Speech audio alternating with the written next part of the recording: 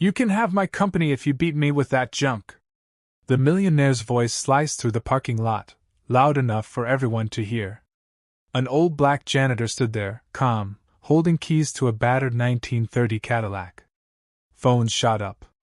Whispers exploded. Why did the rich man want a race? And why did the old man accept so easily? Moments from now, something nobody saw coming will unfold right in front of their eyes. Stay till the end, because the moment the millionaire climbs into the passenger seat, will leave you speechless. Richard Hale loved control. He loved how people stepped aside when his blood-red Ferrari rolled into the company lot every morning. But that afternoon, everything changed. His usual parking spot was taken by a dusty 1930 Cadillac that looked like it belonged in a museum. He froze. His guests froze with him. One whispered, "Who parked that relic here?" Hale's jaw tightened. Heat rose off the pavement, the air thick with engine oil from the ancient car. Employees lingered, murmured, sensing the routine was about to break. The owner of the Cadillac, an elderly black janitor named Lewis Carter, walked toward his car at a quiet pace, keys jingling against his worn work pants. He didn't notice the crowd. He just wiped his hands on a towel, squinted at the faded paint, and unlocked the door. Hale stepped forward. "You parked here?" Lewis looked up, confused for half a second, then nodded. "All other spaces were filled." Hale laughed, cold and sharp. "You thought parking your junk next to a Ferrari was a good idea?" His guests exchanged looks. Phones clicked on. Someone whispered, "This is going to be good." Lewis didn't answer. He just adjusted his glasses, checked the mirror, like nothing unusual was happening. That calmness made Hale burn even more. He moved closer, voice low but dripping with venom. "You know who owns this place? Doesn't change where the open space was," Lewis said, tone flat, almost polite. More employees drifted in, forming a loose circle. A few smirked. One muttered, "This old man's about to get cooked." Hale fed off the attention. He pointed at both cars. "Tell you what. Since you're brave enough to park next to me, let's make it interesting." He leaned in, smug smile wide. "Race me. If that antique beats me, you can have my company." A ripple of shock tore through the crowd. Someone gasped. Another whispered, "He's serious." Lewis blinked slowly, letting the words sink in. "You want to race, over a parking spot?" "No," Hale said. "I want to show these gentlemen what real power looks like." He tapped the Ferrari's hood, posing for the flashing phones. "Your call." Lewis looked at the Cadillac. His fingers tapped the metal, light, thoughtful. Then he met Hale's eyes. "You're sure?" The crowd leaned in. A hot breeze carried the scent of rubber and dust. Hale nodded, grinning. "Absolutely." Lewis gave one small shrug. "All right." Murmurs turned into a roar. Phones rose higher. The air went electric, that heavy silence right before a story everyone will repeat forever. And just like that, with a single nod from a man who never raised his voice, the race began. Words spread through the building faster than Hale expected. By the time they reached the far end of the lot, a trail of employees followed, whispering like they were chasing a rumor they couldn't miss.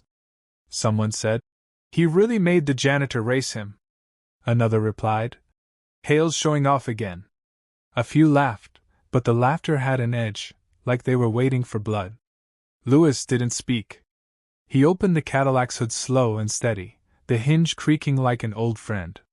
A faint smell of old gasoline drifted out. He tightened a strap, checked a hose, nudged a loose latch. Simple moves, no rush, no nerves. His breathing stayed even, like he'd done this every day for 40 years. Hale strutted around his Ferrari, soaking up the spotlight. "Look at this masterpiece," he bragged to his investors. 0 to 60 in 3.5 seconds. He slid his hand across the hood, making sure every camera caught the shine. Lewis wiped a smudge from the Cadillac's mirror and said quietly, "Didn't know we needed all this for a small race." One employee snorted. "Grandpa thinks he's funny." Hale smirked. "Let him talk. He'll be eating dust soon. He climbed into the Ferrari and revved the engine. The roar boomed across the asphalt, sharp, angry. People flinched. Louis didn't flinch. He closed the hood, sat behind the wheel, adjusted the seat like it was just another drive to the store. He tapped the dashboard once with 2 fingers, a tiny gesture nobody understood. A supervisor raised her hand.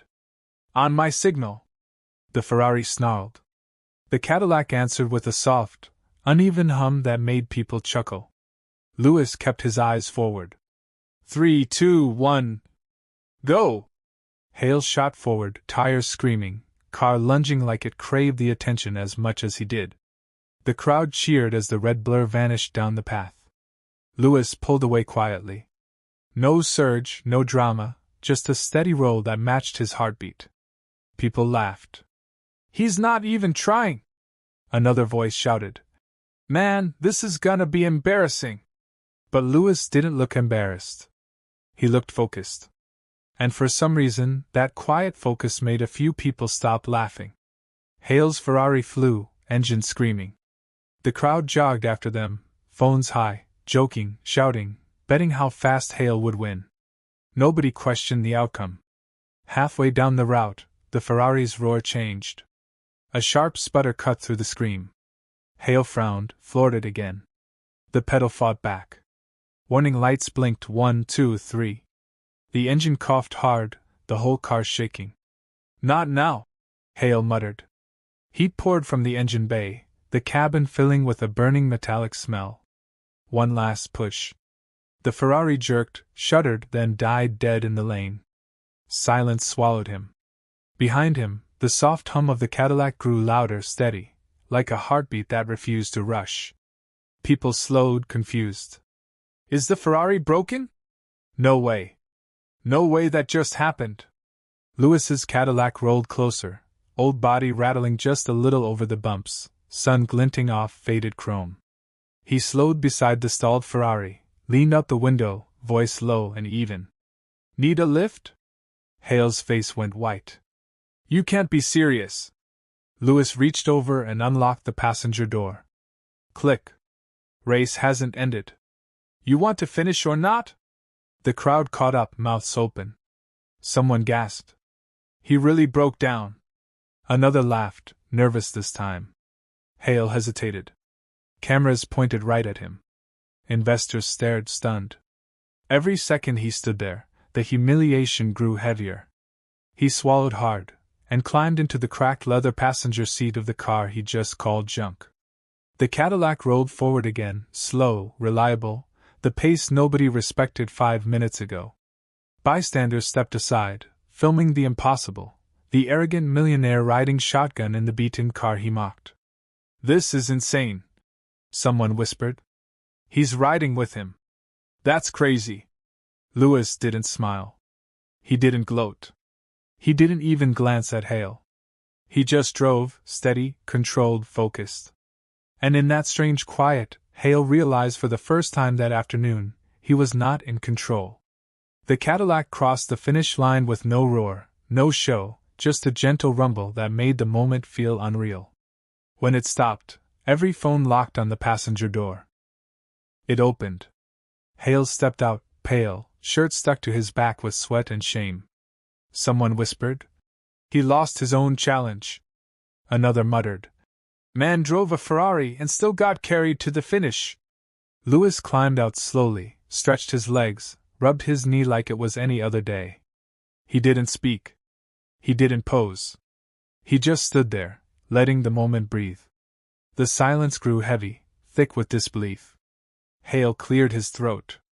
Listen, everyone, this wasn't exactly what it looked like. His voice cracked. An investor stepped forward, face tight. Richard, this is bad. Another added. The board is watching the live stream. Hale tried again. The Ferrari had a mechanical issue, it wasn't. A young employee cut in, calm but firm. You said he could have the company if he won. Another worker nodded. We all heard it. Hale's hands trembled as he shoved them in his pockets. Louis finally spoke. He wiped his hands on his towel, looked Hale dead in the eye, voice steady. I didn't race for your company. I raced because you asked? A murmur rippled. Someone whispered, He's letting him off? Lewis continued, I'm not here to take anything from you. Not your job, not your money. I just wanted to finish what you started. The investors closed in. One said, calm but ice cold, Richard, your behavior today reflects poorly on this company. You mocked an employee on camera. You caused a public spectacle. You dragged guests into it. The board chairwoman crossed her arms. We can't ignore this level of unprofessional conduct. Hale's eyes darted, searching for an exit that wasn't there. Lewis took one small step back, giving the man space to face what he'd built. No speech, no victory lap, just quiet presence that made the truth impossible to dodge. The board pulled Hale into a private meeting, but everyone already knew. Suspension. Investigation. Leadership review. Employees whispered as they walked back inside, replaying the moment the Cadillac carried the millionaire past the finish line. Lewis didn't linger. He walked to his old car, same quiet rhythm as always, checked the handle, brushed dust from the seat, and slid behind the wheel like the day was done. A few workers approached. You kept your cool, sir. Respect. Lewis nodded once. Didn't need more than that. The chairwoman stopped at his window. If you're willing, we'd like you to advise us on improving workplace culture. We saw how you handled this. Lewis thought for a second, then gave a small nod. If it helps people treat each other better, sure. He drove away, the Cadillac humming steady and unbothered through the warm air. Behind him, the company buzzed with fallout and change. Ahead of him, the road stretched open and quiet. Online, the clip blew up for days. Not for the race. Not for the breakdown. But for the moment the millionaire sat silently in the passenger's seat of the man he tried to humiliate. Consistency beats pride. Respect outlasts power. And sometimes, the quietest man in the room ends up steering the whole story. If this hit you hard, don't scroll away. There are more stories where arrogance crumbles and character rises. Hit follow now, and never miss the next one.